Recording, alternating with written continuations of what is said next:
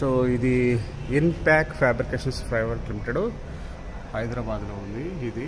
Okay, so ఇవి packing machines అనమాట. Okay, so పైన ఉంది కదా, ఆ పైన నుంచి ఇప్పుడు ఇది ఉంటుంది కదా, పెద్ద పెద్ద రైస్ కానీ పప్పులు కానీ ఇలాంటివన్నీ మనం ఇక్కడ పోస్తాం. ఓకే, ఇది కొంచెం భూమిలోకి ఉంటాం అనమాట. ఇక్కడ పోసేస్తాం బస్తా తీసుకొచ్చి. ఇక్కడ పోసినప్పుడు ఇది ఎలా పైకి వెళ్ళిపోద్ది, కప్పులు కప్పులు కప్పులులా ఉన్నాయి కదా, అలా పైకి వెళ్ళిపోయి ఇది ఎక్కడ పడుతుంది, ఈ మిషన్లో పడుతుంది, పైన ఈ బిన్నులో పడుతుంది. ఈ బిన్నులో నుంచి ఇగో ప్యాకింగ్ మెటీరియల్, ప్యాకింగ్ మనం అక్కడ లోడ్ చేస్తాం, బ్యాక్ సైడ్ లోడ్ చేస్తాం ప్యాకింగ్.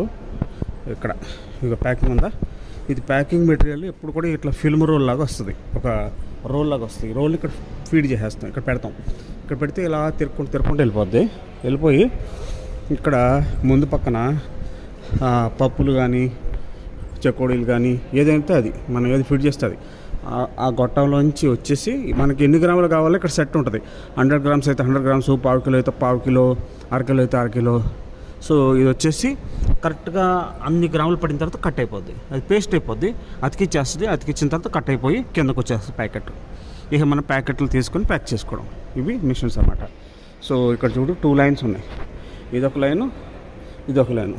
ఒకే మిషన్లో 2 లైన్స్ పెట్టారు. అంటే మిషన్ ఒకటే, అటు నుంచి